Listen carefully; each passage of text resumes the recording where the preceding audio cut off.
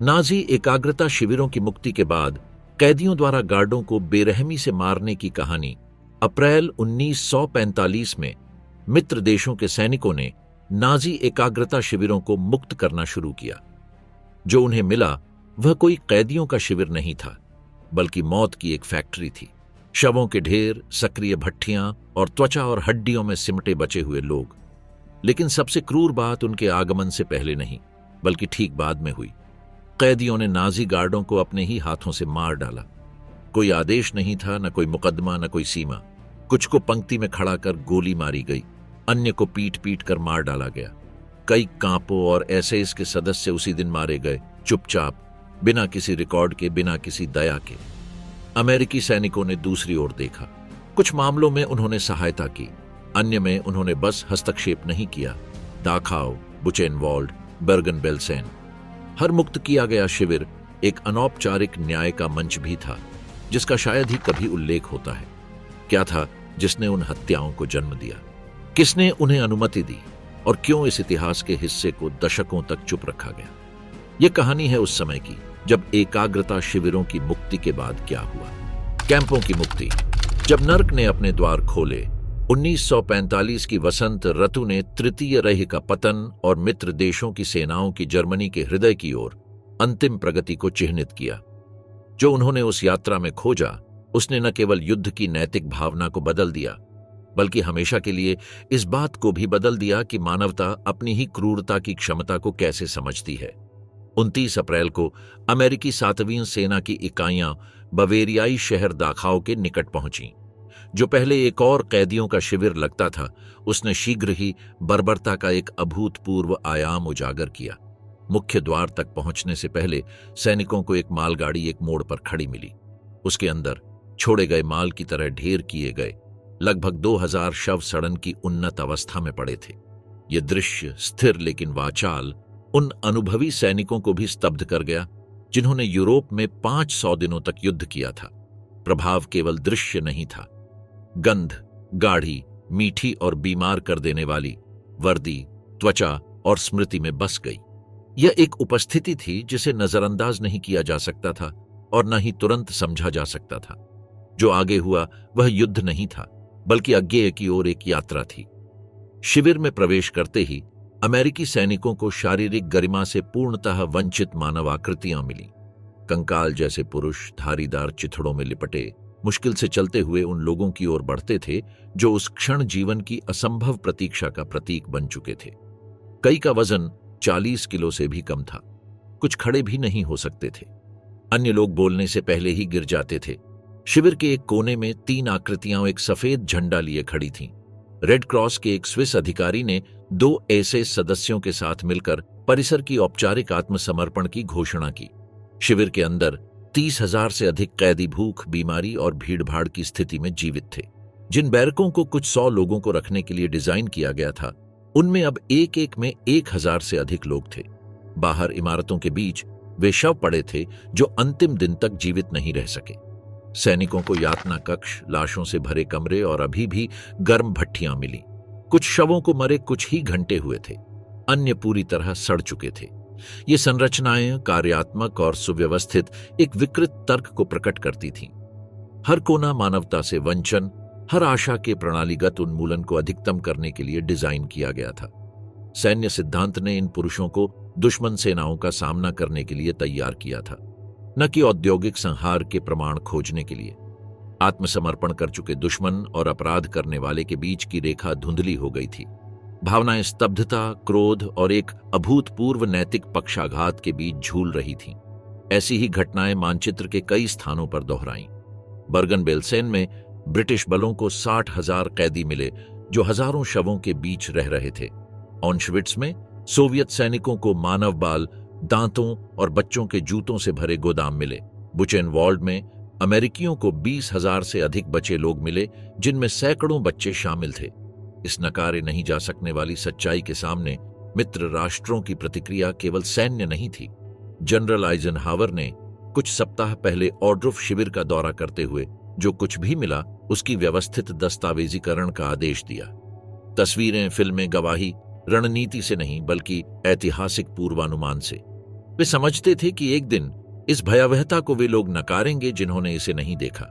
कैदियों के लिए मुक्ति केवल एक भौतिक घटना नहीं थी, बल्कि एक गहरा भावनात्मक टूटन था। आनंद, राहत, भ्रम, क्रोध, सब कुछ एक ऐसे क्षण में समा गया जिसे पारंपरिक शब्दों में वर्गीकृत नहीं किया जा सकता। सत्ता का उल्टाव अचानक था। जो सर्वशक्तिमान थे, एसएस गार्ड, सहयोगी कांपो, वे अचानक अपनी ही पीड़ितों के बराबर हो गए। कुछ भागने की कोशिश करते थे, अन्य कैदियों के भेष में छिपते थे, लेकिन उनके चेहरे और उनके कृत्यों की यादें मिटाई नहीं जा सकती थीं। मुक्ति एक ऐसी संक्रमण लेकर आई जिसके लिए कोई मार्गदर्शिका नहीं थी। सैन्य सिद्धांत ने यह नहीं बताया था कि युद्ध क्षेत्र के बाहर सामूहिक अपराधों का सामना कैसे किया जाए। पारंपरिक युद्ध के नियम ऐसे दुश्मन पर लागू नहीं होते थे जिसने मानवता के सभी सिद्धांतों का उल्लंघन किया हो। इस कानूनी और नैतिक शून्य में जटिल मानवीय प्रतिक्रियाएं उभरी। कुछ सैनिकों ने अनुशासन बनाए रखने की कोशिश की, अन्य ने चुपचाप कुछ घटनाओं को हस्तक्षेप किए बिना घटित होने दिया। उस समय तक औपचारिक न्याय व्यवस्था अस्तित्व में नहीं थी। जो मौजूद था वह एक हताश आवश्यकता थी, उस असहायता के चक्र को तोड़ने की जिसने कैदियों के जीवन को परिभाषित किया था। प्रारंभिक आधिकारिक रिपोर्टों ने इन घटनाओं को तुच्छ बताया। फोकस स्वाभाविक रूप से नाजी भयावहता के दस्तावेजीकरण पर था, लेकिन मुक्ति की छाया में नैतिक निर्णय लिए जा रहे थे जो बंदी जीवन की प्रतिरोध भावना जितने ही कठिन थे। बाद की चुप्पी ने उन क्षणों को नहीं मिटाया, उसने उन्हें बस सार्वजनिक भाषा से वंचित कर दिया। दाखाओ की मुक्ति केवल एक बचाव कार्य नहीं थी, बल्कि एक न्यायपूर्ण युद्ध के आदर्शवाद और उस युद्ध की क्रूर वास्तविकता के बीच सीधा टकराव थी जिसे रोकने के लिए वह लड़ा गया था। यह सांत्वना के बिना एक रहस्य उद्घाटन का क्षण था। वहां सैनिकों ने केवल पीड़ितों को नहीं पाया, वे बिना तैयारी के एक ऐसी न्याय की संभावना से भी टकराए जो अब और प्रतीक्षा नहीं कर सकता था। दाखाओ की दीवार, जहां बदले की पहली गोली चली 29 अप्रैल 1945 की दोपहर ने दाखाओ एकाग्रता शिविर के भीतर सत्ता का एक कट्टरपंथी उलटफेर चिह्नित किया। वह दमनकारी मशीनरी जिसने वर्षों तक हजारों लोगों को अधीन किया था, कुछ घंटों में ही बिखर गई। पुराने स्वामी अचानक निरस्त्र हो गए, उन लोगों से घिरे हुए जिनको उन्होंने प्रताड़ित किया था, और उन सैनिकों से जो अभी अभी देखे गए दृश्य को समझ भी नहीं पा रहे थे। एसएस के उच्च अधिकारी मित्र सैनिकों के आने से कुछ समय पहले ही शिविर को छोड़कर भाग गए थे, अपने पीछे अधीनस्थों और प्रशासनिक कर्मचारियों को छोड़ते हुए। कई लोगों ने भेष बदलने, कैदियों के बीच छिपने या चिकित्सा भूमिकाओं का दिखावा करने की कोशिश की। उनका भाग्य इस बात पर निर्भर करता था कि पहले उन्हें कौन पाता, न कि इस पर कि उन्होंने क्या किया था। एक एसएस लेफ्टिनेंट द्वारा शिविर का अस्थायी नियंत्रण अमेरिकी अधिकारियों को सौंप दिया गया था, जिन्होंने प्रारंभिक नियंत्रण स्थापित किया। हालांकि सैनिक विभिन्न दिशाओं से प्रवेश कर रहे थे और स्पष्ट समन्वय के बिना प्रत्येक समूह को भयावहता के एक नए रूप का सामना करना पड़ रहा था। शवों के ढेर, चल रहे भट्ठियां, मरणासन्न बच्चे, हर खोज ने आक्रोश को और बढ़ाया। शिविर के एक क्षेत्र में अस्पताल के पास एक दीवारों से घिरा आंगन था जिसका उपयोग कोयला रखने के लिए किया जाता था। वहां लगभग 50 एसएस सदस्यों को हिरासत में लिया गया था। जब बटालियन के कमांडर, एक युद्ध अनुभवी अधिकारी, रक्षात्मक स्थिति व्यवस्थित कर रहे थे और संचालन समन्वय के लिए थोड़ी देर के लिए हटे, तब वह अवश्यम भावी घटना घटी। गोलियां चल पड़ी। एक मशीन गन जर्मन कैदियों पर चलाई गई। जब अधिकारी लौटे तो उन्होंने कई शवों को दीवार के पास गिरा हुआ पाया।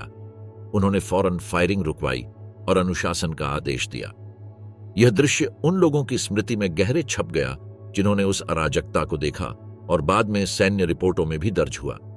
तत्काल औचित्य यह दिया गया कि कैदियों ने भागने की कोशिश की थी। हालांकि आंतरिक जांच से यह स्पष्ट हुआ कि कोई भागने का प्रयास नहीं हुआ था। गोली चलाने का कारण रणनीतिक नहीं, बल्कि भावनात्मक था। कुछ सैनिक जो अभी अभी देखी गई पीड़ा से अभिभूत थे, न्याय और बदले के बीच की अदृश्य रेखा पार कर गए। उसी दिन अन्य इसी तरह की घटनाएं हुईं। शिविर के ट्रेन स्टेशन के पास 4 जर्मन सैनिकों को एक अमेरिकी अधिकारी द्वारा तत्काल फांसी दी गई, जिसने उन्हें एक मालगाड़ी के डिब्बे में छिपे हुए पाया, ठीक उस ट्रेन के बाद जिसमें शव भरे हुए थे। उसके एक सैनिक ने डिब्बे में घुसकर घायलों को गोली मारी ताकि कोई जीवित न बच पाए। मुख्य शिविर के भीतर अमेरिकी अधिकारियों ने जर्मन कैदियों को उनकी संबद्धता के अनुसार विभाजित किया। वेहरमाखट के सैनिकों को एसएस कर्मचारियों से अलग किया गया। बाद वालों को एक प्रतिबंधित क्षेत्र में ले जाया गया। कई गवाहियों के अनुसार उन्हें वहीं पर अमेरिकी सैनिकों ने बंदूकों, पिस्तौलों और अस्थायी हथियारों से मार डाला। उस दोपहर कुल कितने लोग मारे गए, इस पर विवाद है। कुछ सनसनीखेज स्रोत सैकड़ों की संख्या बताते हैं। सबसे विश्वसनीय रिपोर्टें, जो अमेरिकी सेना की आंतरिक जांचों पर आधारित हैं, अनुमान लगाती हैं कि शिविर के आत्मसमर्पण के बाद 30 से 50 एसआईएस सदस्यों की हत्या की गई। हत्या केवल वर्दीधारी स्टाफ तक सीमित नहीं रही, पुराने कैदियों ने भी प्रतिशोध लिया। कुछ गार्डों को कार्य उपकरणों से पीटा गया, अन्य को चादरों से गला घोंटकर मारा गया। कांपो, वे कैदी जिन्हें कैद के दौरान शक्ति दी गई थी, विशेष रूप से तीव्र प्रतिशोध के लक्ष्य बने। कई की पहचान उनकी क्रूरता के इतिहास और उनके दिखने वाले विशेषाधिकारों के कारण हुई। कुछ मामलों में कैदियों ने अपने कारण मित्र राष्ट्रों के सैनिकों से साझा किए। वे अपने हाथों के नीचे एसएस के टैटू दिखाते, निशान बताते या बस उन लोगों के नाम कहते जिन्होंने उनके परिवार को मार डाला था। सैनिकों ने कई बार हस्तक्षेप नहीं किया, बल्कि कुछ ने जीवित बचे लोगों को अस्थायी हथियार प्रदान किए। व्यक्तिगत जिम्मेदारी और सामूहिक क्रोध के बीच की रेखा लगभग असंभव हो गई। कुछ अमेरिकी सैनिकों ने लिंचिंग को निष्क्रिय होकर देखा। अन्य युद्ध के नियमों का सम्मान करने का प्रशिक्षण पाने के बावजूद प्रत्यक्ष न्याय का विरोध नहीं कर पाए जिसे वे देख रहे थे। उस संदर्भ में वैधानिकता अपनी नियमात्मक शक्ति खो बैठी। संयुक्त राज्य अमेरिका की सेना ने औपचारिक जांच शुरू की। रिपोर्ट के प्रभारी लेफ्टिनेंट कर्नल ने जिनेवा कन्वेंशन के उल्लंघनों की पुष्टि की, जिसमें आत्मसमर्पण कर चुके कैदियों की तत्काल हत्या भी शामिल थी। कई अधिकारियों के खिलाफ युद्ध परिषद की सिफारिश की गई, लेकिन कोई प्रक्रिया शुरू नहीं की गई।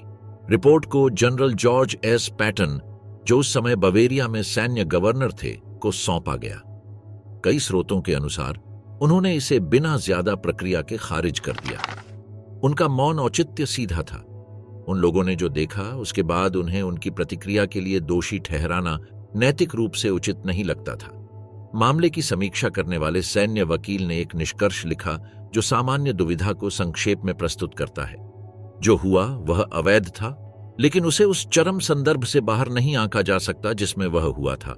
कई अधिकारियों के लिए दाखाओ में अनुभव की गई भयावहता पारंपरिक नैतिक ढांचों को तोड़ती थी। शिविर की अन्य प्रसिद्ध स्थलों के विपरीत कोयले वाले आंगन की दीवार पर कोई शिलालेख नहीं है। वहां जो उस दोपहर हुआ उसे याद करने के लिए कोई पट्टिका नहीं है। यह एक मौन प्रतीक के रूप में बना हुआ है, उस क्षण का जब भूमिकाएं पलट गईं और मुक्तिदाताओं ने एक अभूतपूर्व नैतिक संकट का सामना किया। जब कानून बुराई का उत्तर देने के लिए पर्याप्त नहीं होता तो कैसे कार्य करना चाहिए? जब कैदियों ने नियंत्रण संभाला, वह बदला जिसे कोई रोक नहीं सका। जब 29 अप्रैल 1945 को दाखाओ के द्वार खुले तो कैदी न दौड़े और न ही जश्न मनाया। वर्षों तक उन्होंने सीखा था कि कोई भी आशा खतरनाक होती है। मुक्ति पहले तो एक चौंकाने वाली चुप्पी थी। केवल जब उन्हें समझ आया कि गार्ड निरस्त्र थे और मित्र राष्ट्रों के सैनिक कोई भ्रम नहीं थे, तब शुरू हुई असली प्रतिक्रिया। एसएस द्वारा थोपी गई शिविर की पदानुक्रमिक संरचना तुरंत ढह गई। उस नए शून्य में लंबे समय से दबे हुए भावनाएं उभर आईं। राहत, शोक, क्रोध। यह क्रोध सिर्फ शब्दों या आंसुओं में नहीं, बल्कि उन पर की गई कार्रवाइयों में प्रकट हुआ जिन्होंने वर्षों तक सत्ता का प्रयोग किया था। सबसे पहले लक्षित किए गए थे कांपो, वे कैदी जिन्हें एसएस ने नियंत्रण की भूमिकाएं सौंपी थीं। हालांकि वे भी बंदी थे, कई लोगों ने उस भूमिका को बेरहमी से अपनाया जो उन्हें अपने साथियों की कीमत पर विशेषाधिकार देती थी। कुछ अपनी क्रूरता के लिए कुख्यात थे, अन्य उन बंदियों को पीटने, सूचित करने या मार डालने के लिए जिनकी वे निगरानी करते थे। उनकी गिरावट तेज और हिंसक थी। बैरकों में कांपो की पहचान की गई, उन्हें घसीटा गया, अस्थायी बीमों से लटका दिया गया या शिविर के ही औजारों से पीटा गया। जर्मन गार्डों के विपरीत उनका पीड़ितों से निकटता बदले को अधिक व्यक्तिगत, अधिक आंतरिक बनाती थी। कुछ को समूहों में मारा गया, दूसरों को चुपचाप रात में बिना गवाहों या मुकदमे के। एसएस के वे गार्ड जो कैदियों में छिपने की कोशिश कर रहे थे, वे भी मारे गए। उन्होंने भले ही अपनी वर्दी छोड़ दी थी, लेकिन कुछ चिन्ह छिपाए नहीं जा सकते थे। बाह के नीचे टैटू, पहचाने जाने वाले चेहरे, कहानियां जिन्हें कोई नहीं भूला था। उन्हें पहचाना गया उजागर किया गया और मार डाला गया। अक्सर हथियार अस्थायी थे, लोहे की नलिकाएं, पत्थर, देसी चाकू। ये बदला संगठित नहीं था, लेकिन निर्दयी अवश्य था। इस अराजकता के बीच कुछ अमेरिकी सैनिकों ने हस्तक्षेप किया। उन्होंने हमलावरों को उनके लक्ष्यों से अलग करने की कोशिश की, व्यवस्था स्थापित करने की, लिंचिंग रोकने की। लेकिन बहुतों ने परिस्थिति को समझते हुए दूसरी ओर देखने को चुना। कुछ ने तो कैदियों को अस्थायी हथियार भी उपलब्ध कराए। औपचारिक सत्ता मौजूद थी, लेकिन उन पहले क्षणों में वास्तविक नियंत्रण उन्हीं के हाथ में था जिन्होंने अभी अभी अपनी स्वतंत्रता पुनः प्राप्त की थी। सारी हिंसा स्वतः स्फूर्त नहीं थी। शिविर के कुछ हिस्सों में न्याय की प्रारंभिक संगठित रूप सामने आई। प्रशासनिक या कानूनी अनुभव वाले राजनीतिक कैदियों ने अस्थायी न्यायाधिकरणों का संचालन किया। गवाही एकत्र की जाती थी, आरोप लगाए जाते थे, निर्णय दिए जाते थे। फांसियां तेज थीं, लेकिन मनमानी नहीं। इस अराजकता में भी उस गरिमा को बहाल करने की कोशिश की जाती थी जिसे उनसे छीन लिया गया था। यह घटना केवल दाखाव तक सीमित नहीं थी। बुचेनवॉल्ड में एक भूमिगत प्रतिरोध नेटवर्क ने सहयोगियों की सूची तैयार कर रखी थी। जैसे ही नाजी पीछे हटे, नियंत्रण कैदियों ने संभाल लिया और त्वरित न्याय लागू किया। बर्गन बेल्सेन में यद्यपि ब्रिटिश सेना ने अधिक सख्त नियंत्रण बनाए रखा, लेकिन रात की आड़ में बदले की कार्रवाइयां हुईं। प्रतिशोध की तीव्रता और स्वरूप संदर्भ के अनुसार भिन्न थे, लेकिन उनमें एक साझा तर्क था। उसी स्थान में एजेंसी को पुनः प्राप्त करना जहां वह व्यवस्थित रूप से नष्ट की गई थी। बहुतों के लिए यह केवल बदला नहीं था, बल्कि नैतिक व्यवस्था को बहाल करने का प्रयास था। मित्र राष्ट्रों के सैनिकों की प्रतिक्रियाएं विविध थीं। कुछ गहराई से विचलित हो गए थे, दूसरों ने इसे अपरिहार्य, यहां तक कि वैध प्रतिक्रिया के रूप में समझा। डॉक्टरों, पादरियों और अधिकारियों ने अपनी डायरी में लिखा कि भले ही वे इन कार्यों को कानूनी रूप से उचित नहीं ठहरा सकते थे, वे उन्हें नैतिक रूप से भी निंदा नहीं कर सकते थे। कुछ मामलों में सैनिकों ने यहां तक कहा कि वे चाहते थे कि न्याय कैदियों द्वारा ही किया जाए। उन्हें लगता था कि इससे उनकी गरिमा की भावना बहाल होती है। उन पुरुषों और महिलाओं के लिए जिन्होंने वर्षों तक बेकार वस्तुओं की तरह जीवन जिया था, अपने झल्लादों के भाग्य पर निर्णय लेना एक अत्यधिक, लेकिन समझने योग्य तरीका था अपनी मानवता को पुनः प्राप्त करने का। मुक्ति के बाद की रात हिंसा और भी शांत रूप में जारी रही। बैरकों में कांपों और मुखबिरों को बिना शोर के मार दिया गया। अनुमान है कि उस रात 20 से 40 के बीच उनकी मृत्यु दम घुटने, गला घोंटने या जानबूझकर चुपचाप किए गए हमलों से हुई। अगली सुबह एक नाजुक शांति और अधिक संरचित सैन्य प्रशासन लेकर आई। आधिकारिक रिपोर्टों में इन कृत्यों का मुश्किल से ही जिक्र होता है। इन्हें सत्ता के संक्रमण के दौरान घटनाएं, नागरिकों के स्वतः स्फूर्त कृत्य या आंतरिक तनाव कहा गया। प्राथमिकता जल्दी ही स्वास्थ्य व्यवस्था, खाद्य वितरण और कैदियों के स्थानांतरण की ओर चली गई। युद्ध अपराधों के औपचारिक मुकदमे आकार लेने लगे थे और स्वतः स्फूर्त प्रतिशोध उस व्यवस्थित कथा में जगह नहीं पा सके।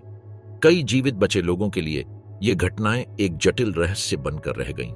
ये न तो गर्व का विषय थीं, न ही पछतावे का।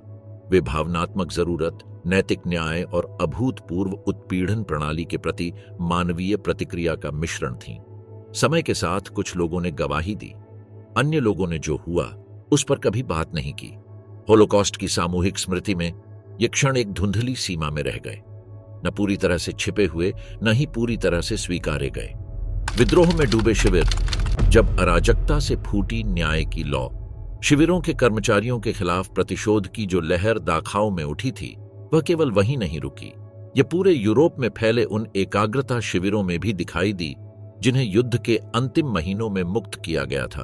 प्रत्येक मुक्ति की एक विशेष प्रकृति थी, जो उस क्षण की स्थिति, जीवित बचे कैदियों की दशा, मुक्त करने वाली सेनाओं की संरचना और स्थानीय परिस्थितियों से आकार पाई थी।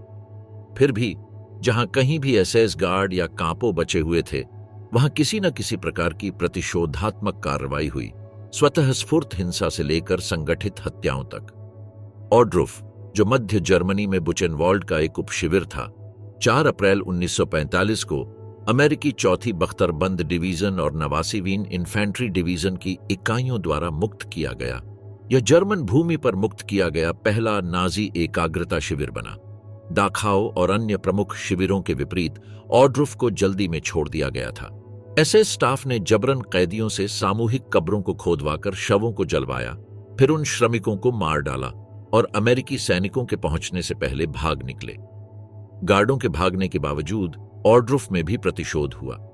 एसएस के कई सदस्य जिन्होंने अपनी वर्दियां उतार दी थीं और स्थानीय आबादी में छिप गए थे, नागरिकों द्वारा पकड़े गए और या तो अमेरिकी सेनाओं को सौंपे गए या सीधे उन पूर्व कैदियों को जिनकी वे पहुंच में थे। बिखरी हुई रिपोर्टों के अनुसार कम से कम 7 एसएस सदस्य पूर्व कैदियों द्वारा पीट पीट कर मार डाले गए और उनके शव शिविर के प्रवेश द्वार पर प्रदर्शित किए गए। ऑर्डरूफ ने व्यापक प्रसिद्धि तब पाई जब जनरल ड्वाइट डी आइजनहावर ने 12 अप्रैल को जनरल जॉर्ज एस पैटन और जनरल ओमर ब्रैडली के साथ इसका दौरा किया। जब पैटन ने वहां की भयावहता देखी तो वह शारीरिक रूप से बीमार पड़ गए।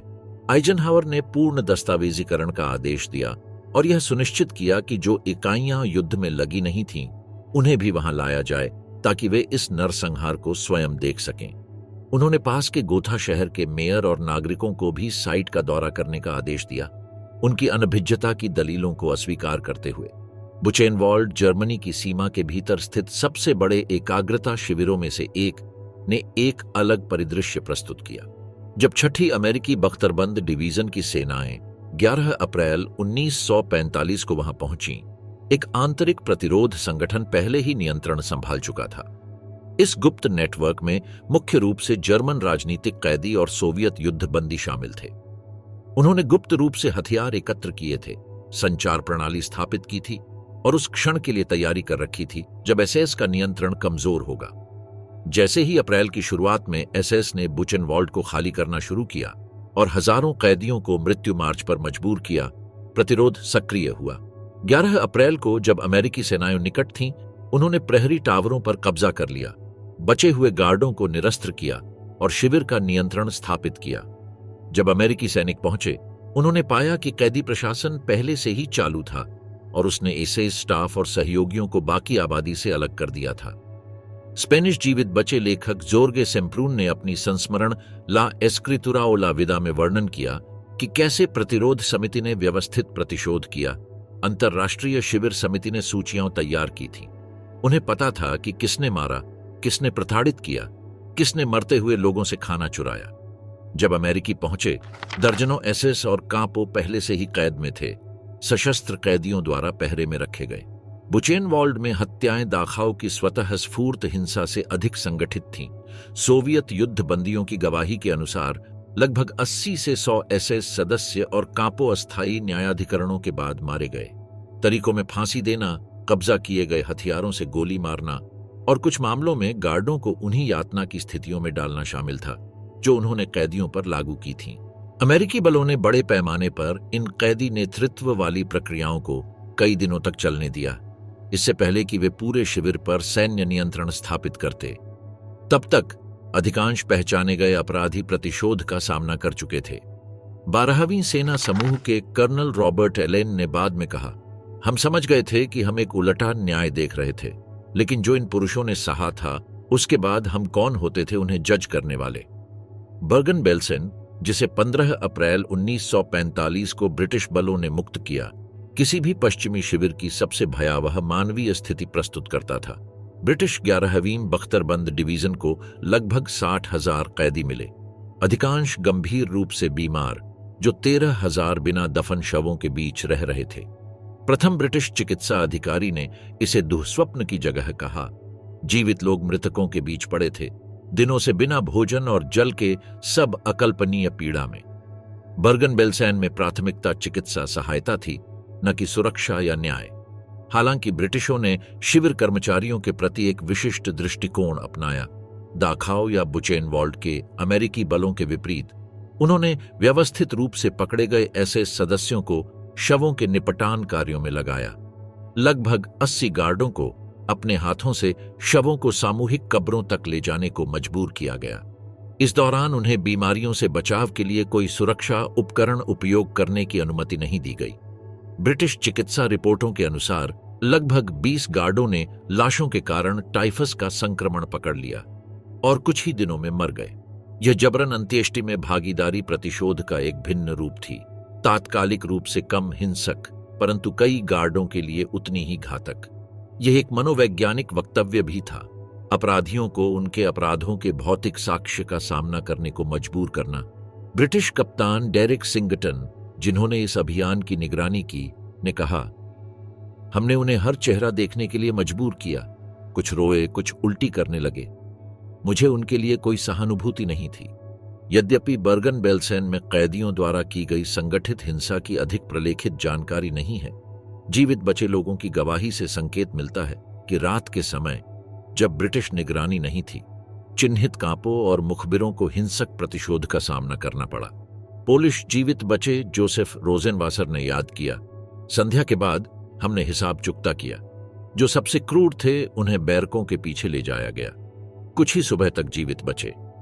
सोवियत सेनाओं द्वारा मुक्त किए गए शिविरों में प्रतिशोध अक्सर और भी अधिक व्यापक रूप लेता था। जुलाई 1944 में पोलैंड के ल्यूब्लिन के पास स्थित माजडानेक शिविर में सोवियत अधिकारियों ने गार्डों और कांपों की पहचान को प्रोत्साहित किया और पकड़े गए लोगों को सार्वजनिक रूप से फांसी पर लटकाया। बर्लिन के उत्तर में स्थित साक्सेनहॉजेन में सोवियत सेनाओं ने सैन्य नियंत्रण स्थापित करने से पहले कैदियों को व्यापक प्रतिशोध की अनुमति दी। एक विशेष रूप से चौंकाने वाला मामला लोव के पास यानोव्स्का शिविर में हुआ, जहां सोवियत बलों ने दर्जनों गार्डों को पकड़ा जो पश्चिम की ओर भागने की कोशिश कर रहे थे। उन्हें पकड़ने के बजाय सोवियत कमांडर ने उन्हें जीवित बचे कैदियों को सौंपते हुए कहा, ये तुम्हारे हैं, न्याय करो। उन गार्डों में से कोई भी रात नहीं बचा। इन सभी मुक्ति स्थलों में दिखाई दिया प्रतिशोध का एक पैटर्न केवल स्वतः स्फूर्त हिंसा नहीं, बल्कि एक जटिल अंतःक्रिया, सैन्य प्राथमिकताओं, सैनिकों की व्यक्तिगत प्रतिक्रियाओं और जीवित बचे लोगों की मनोवैज्ञानिक जरूरतों के बीच। सैन्य कमांडरों ने अभूतपूर्व परिस्थितियों का सामना किया जो पारंपरिक युद्ध कैदी नीति में कहीं वर्णित नहीं थीं। सैनिकों और अधिकारियों ने उस पल में निर्णय लिए जो उनकी नैतिक समझ को दर्शाते थे जब वे व्यवस्थित अत्याचार के प्रमाणों का सामना कर रहे थे। उन जीवित बचे लोगों के लिए जिन्होंने प्रतिशोध में भाग लिया, ये क्षण वर्षों की पूर्ण असहायता के बाद एजेंसी की पुनर्प्राप्ति थे। बर्गन बेल्सेन के एक जीवित बचे ने बाद में कहा, हमारे लिए यह केवल बदला नहीं था, ये नैतिक व्यवस्था की पुनर्स्थापना थी। जिन लोगों ने सभी मानवीय मूल्यों को विकृत कर दिया था, उन्हें किसी दूरस्थ न्यायालय में नहीं, बल्कि हमारे सामने, जिन्होंने उनके अपराधों को देखा और किसी तरह जीवित बचे, जवाब देना था। शिविरों की मुक्ति में कैदियों के प्रतिशोध पर सैनिकों की प्रतिक्रियाओं में उल्लेखनीय विविधता, दाखाओं में अप्रकट अनुमति से लेकर बर्गन बेल्सेन में अधिक नियंत्रण युक्त दृष्टिकोण तक, केवल कमान दर्शन के भिन्नता को ही नहीं, बल्कि इस बात की तेजी से विकसित हो रही समझ को भी दर्शाती है कि ये एकाग्रता शिविर वास्तव में क्या प्रतिनिधित्व करते थे। जैसे जैसे विभिन्न मुक्ति स्थलों पर साक्ष्य सामने आए, मित्र सेनाओं ने अपराधों का दस्तावेजीकरण और भविष्य की न्यायिक कार्यवाही के लिए प्रमाण सुरक्षित करने के लिए अधिक व्यवस्थित दृष्टिकोण विकसित करने शुरू किए। फिर भी मुक्ति के उन प्रारंभिक अराजक क्षणों में, जब नाजी प्रणाली के पूरे आतंक को अभी पूरी तरह समझा नहीं गया था, न्याय और बदला के बीच की रेखा अस्थायी रूप से धुंधली हो गई। नाजी सत्ता के पतन और मित्र राष्ट्रों के सैन्य शासन की स्थापना के बीच के उस शून्य में जीवित बचे लोगों ने अपने तरीके से हिसाब चुकता किया, एक ऐसा तरीका जो आधिकारिक इतिहासों से बड़े पैमाने पर गायब हो गया, लेकिन उनकी स्मृति में अमिट रूप से अंकित रह गया। स्वीकृत प्रतिशोध। जब कमांडरों ने नजरें फेर लीं, शिविरों के कर्मचारियों के खिलाफ कैदियों द्वारा की गई प्रतिशोधात्मक कार्रवाइयों पर सैन्य आधिकारिक प्रतिक्रिया गहरी दुविधा को उजागर करती है। सिद्धांततः मित्र राष्ट्रों की सेनाएं दुश्मन कैदियों के साथ व्यवहार करने के लिए स्पष्ट कानूनी ढांचे के अंतर्गत काम करती थीं। 1899 और 1907 के हेग सम्मेलन और 1929 का जिनेवा सम्मेलन यह स्थापित करते थे कि आत्मसमर्पण करने वाले लड़ाकों को उनके पूर्व कृत्यों की परवाह किए बिना सुरक्षा का अधिकार होता है। हालांकि जब वे एकाग्रता शिविर प्रणाली के असाधारण आपराधिक स्वरूप से सामना कर रहे थे, तब कई कमांडरों ने इन सिद्धांतों को अस्थायी रूप से निलंबित करने के लिए सोचा समझा निर्णय लिया। जनरल जॉर्ज एस पैटन द्वारा दाखाओं की जांच के संचालन का तरीका इस औपचारिक सैन्य कानून और स्थितिजन्य नैतिक निर्णय के बीच के तनाव का उदाहरण है। बवेरिया में सैन्य गवर्नर के रूप में पैटन को लेफ्टिनेंट कर्नल जोसेफ विटेकर की एक विस्तृत रिपोर्ट प्राप्त हुई, जिसमें अमेरिकी कर्मियों द्वारा युद्ध कानूनों के स्पष्ट उल्लंघनों का दस्तावेजीकरण था। इस रिपोर्ट में शपथ पत्र, फोटोग्राफिक साक्ष्य और सैन्य मुकदमों की सिफारिशें शामिल थीं। किंवदंती के अनुसार पैटन ने इन सिफारिशों के साथ आगे बढ़ने के बजाय रिपोर्ट को फाड़ डाला और इस प्रकार जांच को दबा दिया। अपनी निजी डायरी में एक प्रविष्टि में पैटन ने लिखा, जिन दुश्मनों से अब हम निपट रहे हैं वे पारंपरिक सैनिक नहीं बल्कि सबसे घटिया अपराधी हैं। यद्यपि हम उनके तरीकों तक नहीं गिर सकते, लेकिन हम उन पुरुषों की प्रतिक्रियाओं का सामान्य मानकों से न्याय भी नहीं कर सकते जिन्होंने ऐसी चीजें देखी हैं। यह दृष्टिकोण कि पारंपरिक सैन्य न्याय प्रणाली अभूतपूर्व अपराधों का उत्तर देने के लिए अपर्याप्त थी, मुक्ति मोर्चे पर कमांड निर्णयों को प्रभावित करता रहा। संचालनात्मक स्तर पर यह दृष्टिकोण जानबूझकर की गई निगरानी की कमी के रूप में अनुवादित हुआ। लेफ्टिनेंट कर्नल फेलिक्स स्पार्क्स, जिन्होंने दाखाओ के कोयले के आंगन में हत्याओं को रोकने का प्रयास किया, अन्य प्रकार के प्रतिशोध के प्रति सहनशील दृष्टिकोण बनाए रखा। अपनी कार्रवाई के बाद की रिपोर्ट में उन्होंने उल्लेख किया कि उनके लोगों ने एसएस स्टाफ को प्रोसेसिंग के लिए अलग किया, लेकिन यह नहीं बताया कि यह प्रोसेसिंग क्या थी। इसी तरह जब उन्हें सूचित किया गया कि पूर्व कैदी पहचाने गए कांपों पर हमला कर रहे हैं, तो उन्होंने अपने अधिकारियों को परिधीय सुरक्षा स्थापित करने पर ध्यान केंद्रित करने का निर्देश दिया, बजाय शिविर के आंतरिक मामलों में हस्तक्षेप के। उस समय की सैन्य पुलिस रिपोर्टें कैदियों की प्रतिशोधात्मक कार्रवाइयों के दस्तावेजीकरण में एक प्रणालीगत अस्पष्टता को दर्शाती हैं।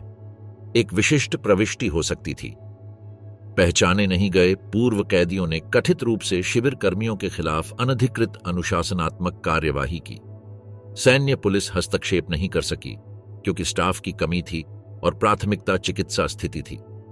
यह नौकरशाही भाषा प्रतिशोधात्मक हत्याओं की वास्तविकता को छिपाती थी, लेकिन साथ ही एक दस्तावेजीय रेखा भी छोड़ती थी जो उनकी उपस्थिति को मान्यता देती थी, बिना मित्र राष्ट्रों को जिम्मेदार ठहराए।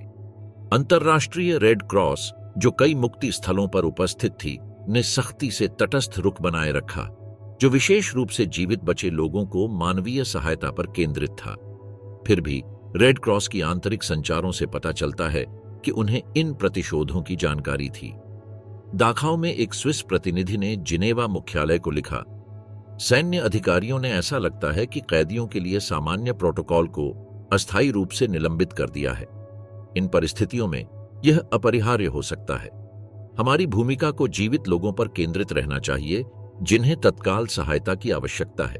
एकाग्रता शिविरों के स्टाफ की कानूनी स्थिति एक ग्रे जोन में थी, जिससे यह दृष्टिकोण संभव हो सका।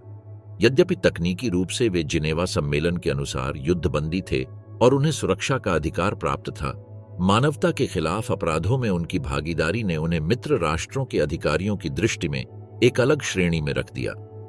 मेजर जनरल मैक्सवेल टेलर ने इस परिप्रेक्ष्य को संक्षेप में इस प्रकार व्यक्त किया, इन शिविरों में एसएस की वर्दी पहनने वाले पुरुष सैनिक नहीं हैं, वे जेलर और जल्लाद हैं। युद्ध के नियम ऐसे पुरुषों को ध्यान में रखकर नहीं बनाए गए थे। यह अस्पष्टता दस्तावेजों तक भी फैली हुई थी। सैन्य रिपोर्टों में मारे गए एसएस गार्डों को कभी कभी भागने की कोशिश करते हुए मरे के रूप में सूचीबद्ध किया जाता था या सुरक्षा संचालन के दौरान हताहत श्रेणी में रखा जाता था। कुछ मामलों में हत्याओं को बिल्कुल भी दर्ज नहीं किया गया, जिससे आंकड़ों में ऐसी खामियां रह गईं जो प्रतिशोध के वास्तविक पैमाने को अस्पष्ट करती थीं। मुक्ति के दौरान उपस्थित सैन्य पादरी इस नैतिक गणना पर विशेष रूप से महत्वपूर्ण दृष्टिकोण प्रदान करते हैं। रब्बी हर्शल शेक्टर, जो अमेरिकी सेनाओं के साथ बुचेनवाल्ड में दाखिल हुए थे, ने बाद में विचार किया, आध्यात्मिक दृष्टिकोण से मैं हत्या को उचित नहीं ठहरा सकता, इन राक्षसों की भी नहीं। फिर भी जब जीवित बचे लोग उन्हें पहचानते थे जिन्होंने उन्हें प्रताड़ित किया था, मैं हस्तक्षेप करने में असमर्थ था। उस क्षण मुझे समझ आया कि पारंपरिक नैतिकता उन स्थानों पर जो हुआ उसका उत्तर देने में विफल है। ईसाई पादरियों ने भी समान दृष्टिकोण व्यक्त किए। फादर एडवर्ड डॉयल, जिन्होंने दाखाओं में सैनिकों के साथ सेवा की, ने अपनी रिपोर्ट में लिखा, जहां चर्च क्षमा का उपदेश देता है वहीं वह न्याय भी सिखाता है। इन अपराधों का उत्तर कौन सा न्याय दे सकता है? शायद वही जो सीधे उन लोगों द्वारा दिया गया जिन्होंने कष्ट झेला है। सैन्य कमांडरों के लिए तत्काल समाधान था एक संक्षिप्त अप्रकट प्रतिशोध की अवधि की अनुमति देना, इससे पहले कि अधिक पूर्ण नियंत्रण स्थापित किया जाए। इस दृष्टिकोण ने सबसे कुख्यात अपराधियों को समाप्त कर दिया। जबकि अधिक संगठित प्रक्रियाओं की स्थापना के लिए मार्ग प्रशस्त किया ताकि साक्ष्य एकत्र किए जा सकें और युद्ध अपराधों के औपचारिक मुकदमों की तैयारी की जा सके। यह अनौपचारिक नीति एक प्रकार की संक्रमणकालीन न्याय प्रणाली बन गई, जिसने नाजी शासन और मित्र राष्ट्रों के सैन्य शासन के बीच एक पुल का कार्य किया। इसने जीवित बचे लोगों को उस परिवर्तन में एक स्तर की एजेंसी प्रदान की, उनके तत्काल जल्लादों के साथ अंतिम हिसाब किताब, इससे पहले कि अंतर्राष्ट्रीय न्याय की धीमी प्रक्रियाएं प्रभावी होती। कानूनहीन न्याय। वह दिन जब मित्र राष्ट्रों ने रेखा पार की। उन शिविर कर्मचारियों की फांसी जिन्होंने आत्मसमर्पण कर दिया था, एक गहन नैतिक द्वंद्व प्रस्तुत करती है। स्थापित कानूनी मानकों के अनुसार निहत्थे दुश्मन सेनानियों की हत्या युद्ध अपराध है, चाहे उनके पूर्व कृत्य कुछ भी रहे हों। फिर भी इन फांसियों का संदर्भ, व्यवस्थित जनसंहार के प्रत्यक्ष प्रमाणों से सामना, पारंपरिक नैतिक ढांचों को चुनौती देता है। कानूनी सिद्धांत और भावनात्मक प्रतिक्रिया के बीच यह तनाव अत्याचार के संदर्भ में न्याय के बारे में बुनियादी प्रश्न खड़े करता है। कानूनी स्थिति स्पष्ट लगती है। हेग सम्मेलनों ने यह स्थापित किया कि आत्मसमर्पण करने वाले दुश्मनों के साथ मानवीय व्यवहार किया जाना चाहिए। 1929 का जिनेवा सम्मेलन स्पष्ट रूप से जीवन और व्यक्ति के विरुद्ध हिंसा, विशेषकर किसी भी प्रकार की हत्या, अंगभंग, क्रूर व्यवहार और यातना को निषिद्ध करता है, उन कैदियों के विरुद्ध जिन्होंने अपने हथियार छोड़ दिए हों। इन मानकों के अनुसार दाखाओ और अन्य शिविरों में एसएस गार्डों की फांसी युद्ध के कानूनों का स्पष्ट उल्लंघन था। फिर भी यही कानूनी ढांचे उन अपराधों को रोकने या दंडित करने में पूरी तरह असफल साबित हुए जो इन शिविरों के भीतर किए गए थे। नाजियों ने अंतर्राष्ट्रीय मानवीय कानून के सभी सिद्धांतों का व्यवस्थित रूप से उल्लंघन किया, एक ऐसी मौत की मशीन का संचालन करते हुए जिसमें लाखों लोग मारे गए। पारंपरिक न्याय ऐसे अपराधों की विशालता को संबोधित करने के लिए अपर्याप्त लगने लगा। दार्शनिक हन्ना आरेंट ने होलोकॉस्ट पर चिंतन करते हुए कहा कि पारंपरिक नैतिक और कानूनी अवधारणाएं चरम बुराई के सामने असमर्थ हो जाती हैं। एक ऐसा व्यवस्थित कार्य जो सामान्य मानव दुर्भावना से परे है।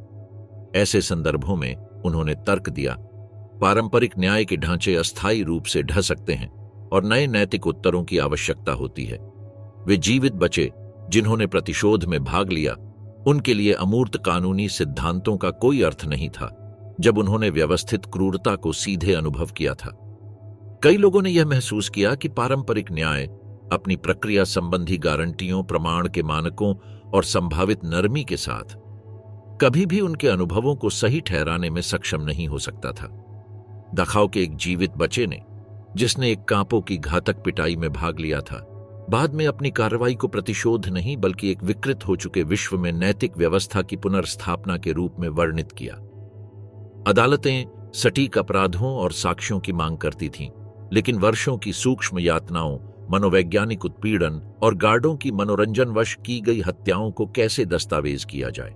औपचारिक न्याय प्रणाली, जो व्यक्तिगत आपराधिक कृत्यों पर केंद्रित थी, व्यवस्थित अमानवीकरण से निपटने में अक्षम प्रतीत होती थी। मुक्तिदाता सैनिकों की दृष्टि इस नैतिक गणना को एक और स्तर देती है।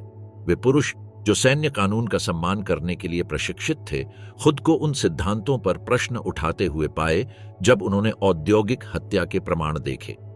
निहत्थे दुश्मनों के लिए सामान्य प्रोटोकॉल अचानक तुच्छ, यहां तक कि अश्लील लगने लगे। गैस चैम्बरों और दाहगृहों की छाया में एक अमेरिकी अधिकारी ने घर पत्र लिखते हुए लिखा, जो हमने यहां पाया उससे मुझे समझ आया कि भगवान ने सदोम को क्यों नष्ट किया। कुछ चीजें इतनी बुरी होती हैं कि उनका अस्तित्व सहन नहीं किया जा सकता। सैन्य अनुशासन और नैतिक आक्रोश के बीच का यह तनाव सैनिकों के लिए असंभव स्थितियां उत्पन्न करता था।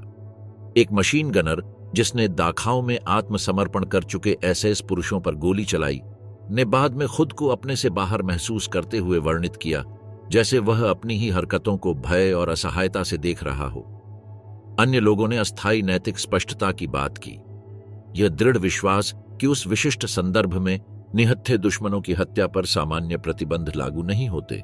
यह पारंपरिक नैतिकता का निलंबन उस स्थिति को दर्शाता है जिसे दार्शनिक माइकल वॉल्जर गंदे हाथों की समस्या कहते हैं। वॉल्जर सुझाव देते हैं कि कुछ संकट की स्थितियों में सामान्य नैतिक निषेध अस्थायी रूप से पार हो सकते हैं, लेकिन उल्लंघन की नैतिक दाग बना रहता है। वह सैनिक जो प्रतिशोधात्मक फांसियों में भाग लेता है या अनुमति देता है, वह संभवतः एक प्रामाणिक नैतिक प्रवृत्ति का अनुसरण कर रहा हो कि न्याय ऐसी ही कार्रवाई की मांग करता है, लेकिन फिर भी उसे गहन सिद्धांतों का उल्लंघन करने की जिम्मेदारी उठानी पड़ती है। यह नैतिक जटिलता केवल व्यक्तिगत कार्यों तक सीमित नहीं थी, बल्कि संस्थागत प्रतिक्रियाओं तक भी फैली हुई थी। सैन्य अधिकारी जिन्होंने चुपचाप प्रतिशोध की अनुमति दी जबकि औपचारिक रूप से उसका खंडन किया, नैतिक समझौते के दोषी थे। औपचारिक अधिकार के बिना गैर न्यायिक दंड के लिए जगह बनाकर उन्होंने पारंपरिक न्याय के तंत्र की अपर्याप्तता को मान्यता दी, लेकिन परिणामों के लिए संस्थागत जिम्मेदारी से बचते रहे। कानूनी विद्वान टेलफोर्ड टेलर, जो बाद में न्यूरनबर्ग अभियोजन में प्रमुख वकील बने, ने माना कि मुक्ति के दौरान हुए प्रतिशोध न्याय और प्रतिशोध के बीच की एक ग्रे जोन में मौजूद थे, जो अभूतपूर्व अत्याचारों से निपटने में मौजूदा कानूनी ढांचों की अपर्याप्तता को दर्शाते थे। न्यूरनबर्ग की औपचारिक न्याय प्रक्रिया आने में अभी महीनों बाकी थे, और तब तक मानवीय प्रतिक्रियाओं ने उस खाली स्थान को भर दिया। कर्तव्य आधारित नैतिक दृष्टिकोण से आत्मसमर्पण कर चुके कैदियों की हत्या उनके पूर्व अपराधों की परवाह किए बिना गलत ही मानी जाती है। परिणाम आधारित दृष्टिकोण से यदि प्रतिशोध जीवित बचे लोगों को मानसिक राहत देता है या भविष्य की अत्याचारों को हतोत्साहित करता है, तो उन्हें उचित ठहराया जा सकता है। लेकिन कोई भी ढांचा इन घटनाओं की नैतिक जटिलता को पूरी तरह से समेट नहीं पाता। शायद सबसे चुनौतीपूर्ण प्रश्न यह है कि क्या चरम परिस्थितियों में नैतिक जिम्मेदारी बदल जाती है। वे मुक्तिदाता और जीवित बचे जिन्होंने इन प्रतिशोधों में भाग लिया या उन्हें अनुमति दी, गहरे नैतिक आघात की स्थिति में कार्य कर रहे थे, एक ऐसी बुराई का सामना करते हुए जिसे बहुत कम मनुष्यों ने देखा है। क्या यह संदर्भ युद्ध कानूनों के उल्लंघन के लिए जिम्मेदारी को कम करता है या केवल उसे समझाता है? प्रिमो लेवी ने शिविरों में नैतिक निर्णय पर विचार करते हुए एक ग्रे जोन की अवधारणा प्रस्तुत की थी, जहां अत्यधिक दबाव में अच्छाई और बुराई के बीच की स्पष्ट सीमाएं धुंधली हो जाती हैं। मुक्ति के बाद हुए प्रतिशोध शायद इसी प्रकार की एक और ग्रे जोन को दर्शाते हैं, जहां सामान्य नैतिक ब्रह्मांड ने अस्थायी रूप से अपनी कार्य प्रणाली बंद कर दी जब वह एक असाधारण आपराधिकता से टकराया। इन प्रतिशोधों की अधिकांश औपचारिक दस्तावेजों में अनुपस्थिति इस प्रश्नों के प्रति एक सामूहिक असहजता को दर्शाती है। नाजी अत्याचारों और बाद की न्यूरनबर्ग कार्यवाहियों पर ध्यान केंद्रित करना आसान था, बजाय इसके कि मुक्ति की नैतिक रूप से अस्पष्ट और अराजक वास्तविकता का सामना किया जाए। इतिहासकार रॉबर्ट एच. अबजुग ने इस दुविधा को इस प्रकार चित्रित किया: उस क्षण जब मानवता ने अपने सबसे अंधकारमय अध्याय का सामना किया, न्याय और प्रतिशोध, उचित क्रोध और बेकाबू उग्रता के बीच की रेखा लगभग अदृश्य हो गई। यह नैतिक अस्पष्टता आज भी गूंजती है। दाखाओ और अन्य शिविरों में हुआ प्रतिशोध हमें यह याद दिलाता है कि हमारे सबसे प्रिय कानूनी और नैतिक सिद्धांत उस समय डगमगा सकते हैं जब वे बुराई के सबसे चरम रूप का सामना करते हैं। वे हमें यह सोचने को मजबूर करते हैं कि क्या कुछ परिस्थितियां हमारी सामान्य नैतिक सीमाओं को अस्थायी रूप से दरकिनार करने को उचित ठहरा सकती हैं, और साथ ही यह चेतावनी भी देती हैं कि ऐसा करने के जोखिम कितने गंभीर हो सकते हैं। रिकॉर्ड से मिटाए गए वे हत्याएं जिन्हें इतिहास ने भुला देना तय किया। नाजी एकाग्रता शिविरों की मुक्ति के दौरान और बाद में हुई प्रतिशोधात्मक हत्याएं इतिहास में एक विचित्र अंधे कोने में स्थित हैं। वे एक साथ जानी जाती हैं और नहीं भी मान्यता प्राप्त हैं, लेकिन चर्चा से बाहर। द्वितीय विश्व युद्ध और होलोकॉस्ट के अन्य पहलुओं के विपरीत, जिन्हें व्यापक रूप से दस्तावेजीकृत और स्मरण किया गया है, ये प्रतिशोधात्मक कृत्य सार्वजनिक चेतना और आधिकारिक आख्यानों से बड़े पैमाने पर गायब हो गए हैं। पहली परत का मिटाया जाना आधिकारिक सैन्य दस्तावेजों से शुरू हुआ। यद्यपि अमेरिकी सेना ने दाखाओ में हुई प्रतिशोधों की गहन जांच की, जनरल पैटन ने सभी संभावित आरोपों को खारिज कर उस जांच को प्रभावी रूप से दफना दिया। जांच रिपोर्ट को वर्गीकृत कर दिया गया और यह लगभग अज्ञात रही जब तक कि 1991 में इसे राष्ट्रीय अभिलेखागार में नहीं खोजा गया। आधिकारिक मान्यता और परिणामों के अभाव में ये घटनाएं कभी भी सैन्य ऐतिहासिक रिकॉर्ड का सार्थक हिस्सा नहीं बन सकी। अन्य मुक्ति स्थलों पर भी इसी तरह के पैटर्न सामने आए। बर्गन बेल्सेन के ब्रिटिश अभिलेख मुख्य रूप से चिकित्सा संकट और मानवीय प्रतिक्रिया पर केंद्रित थे। एसएस सदस्यों के साथ व्यवहार का न्यूनतम उल्लेख करते हुए। माजडानिक जैसे शिविरों की सोवियत दस्तावेजीकरण नाजी अत्याचारों पर बल देती थी और मुक्ति को एक विजयी न्याय के क्षण के रूप में दर्शाती थी, अराजक प्रतिशोध के रूप में नहीं। उस समय की मीडिया कवरेज ने भी अत्याचारों पर ही ध्यान केंद्रित किया। शव, कुपोषित जीवित बचे, गैस चैम्बर और दाहगृह। यह दृष्टिकोण दृश्य प्रभाव और नैतिक स्पष्टता के कारण समझने योग्य था। इसके विपरीत शिविर कर्मचारियों के विरुद्ध हुए प्रतिशोध नैतिक रूप से अस्पष्ट कथा प्रस्तुत करते थे, जो मित्र सेनाओं को केवल न्यायोचित मुक्तिदाता के रूप में दिखाने वाली छवि को जटिल बना देते थे। बुचेनवॉल्ड की मुक्ति को दस्तावेज करने वाली प्रमुख फोटो पत्रकार मार्गरेट बर्क व्हाइट ने बाद में अपने संस्मरणों में स्वीकार किया कि उन्होंने प्रतिशोध के कृत्यों को देखा था, लेकिन उन्हें फोटो खींचने से परहेज किया। उन्होंने लिखा, कुछ चीजें ऐसी थीं जो नर्क में भी निजी लगती थीं। यह भावना कि कुछ कृत्य भले ही समझने योग्य हों, दस्तावेज नहीं किए जाने चाहिए, गवाहों के बीच आम थी। सैन्य सेंसरों ने इस चयनात्मक दृष्टिकोण को और मजबूत किया। मुक्ति की तस्वीरों की सावधानीपूर्वक समीक्षा की जाती थी और जो छवियां मित्र सैनिकों को प्रतिशोध में भाग लेते हुए या उसे देखते हुए दिखाती थीं, उन्हें लगातार अस्वीकार कर दिया जाता था। सार्वजनिक रूप से प्रस्तुत की गई कथा ने बचाव और मानवीय सहायता को प्रमुखता दी, प्रतिशोध की वास्तविकता की अनदेखी करते हुए। युद्धोत्तर राजनीति ने इस चयनात्मक स्मृति को और अधिक दृढ़ किया। शीत युद्ध के उभरने के साथ पश्चिमी आख्यानों ने लोकतांत्रिक समाजों और अधिनायकवादी शासन के बीच नैतिक भेद पर जोर दिया। ये मान लेना कि मित्र सैनिकों ने कभी कभी कानून के बाहर भी कार्य किया, भले ही नाजी अत्याचारों के जवाब में, उस कथा को जटिल बना देता था। न्यूरनबर्ग की औपचारिक न्याय की ओर ध्यान केंद्रित करना शिविरों में हुई अनौपचारिक न्याय को देखने की अपेक्षा अधिक सुविधाजनक था। होलोकॉस्ट पर प्रारंभिक अकादमिक अध्ययन भी इस विषय को सतर्कता से निपटते थे। उनकी प्राथमिकता थी नाजी अपराधों को दस्तावेजीकृत करना और यह समझना कि वे कैसे संभव हुए। मुक्ति के दौरान बचे लोगों की प्रतिक्रियाएं, जिनमें प्रतिशोध भी शामिल था, इस केंद्रीय कार्य के सामने गौण लगती थीं। इसके अलावा कई इतिहासकार ऐसे विषयों से बचना चाहते थे जो होलोकॉस्ट इनकारियों या सापेक्षतावादियों को बहाना दे सकते थे। इससे होलोकॉस्ट की स्मृति में वह स्थिति उत्पन्न हुई जिसे इतिहासकार माइकल बेरेनबॉम ने मौन क्षेत्र कहा है। इतिहास के वे पक्ष जो पूरी तरह से अस्वीकार नहीं किए गए, लेकिन व्यापक कथा में एकीकृत भी नहीं हुए। मुक्ति के दौरान हुए प्रतिशोध ऐसे ही एक मौन क्षेत्र का हिस्सा है। सैन्य इतिहासकारों ने भी इन प्रकरणों से परहेज किया। द्वितीय विश्व युद्ध के अभियानों पर विशाल साहित्य में एकाग्रता शिविरों की मुक्तियां अक्सर केवल मानवीय मिशनों के रूप में संक्षेप में वर्णित की जाती हैं, न कि नैतिक और सैन्य जटिलताओं के रूप में। संबंधित इकाइयों, दाखाओं में 45वीं इन्फेंट्री डिवीजन, बुचेनवॉल्ड में 6ठी बख्तरबंद डिवीजन, बर्गन बेल्सेन में 11वीं ब्रिटिश बख्तरबंद डिवीजन की मानक इतिहासों में अत्याचारों की खोज का उल्लेख होता है, लेकिन शायद ही कभी सैनिकों की नैतिक या भावनात्मक प्रतिक्रियाओं की चर्चा की जाती है। इन सभी कारकों के संयुक्त प्रभाव ने एक ऐतिहासिक शून्य उत्पन्न किया, जिसमें प्रतिशोध मौजूद तो थे, लेकिन बिना संदर्भ या नैतिक ढांचे के। जब इन घटनाओं का उल्लेख किया जाता है तो वे एकल अपवादों के रूप में प्रस्तुत की जाती हैं, बजाय इसके कि मुक्ति स्थलों पर एक प्रणालीगत पैटर्न के रूप में, जो अत्याचार के प्रति मानवीय प्रतिक्रियाओं का बहुत कुछ उजागर करता है। इस चयनात्मक स्मृति का प्रभाव हमारी होलोकॉस्ट और सैन्य नैतिकता की समझ पर पड़ा है। इन घटनाओं को उचित मान्यता न देने से हमारी मुक्ति की छवि अधूरी और कुछ हद तक आदर्शीकृत बनी रहती है।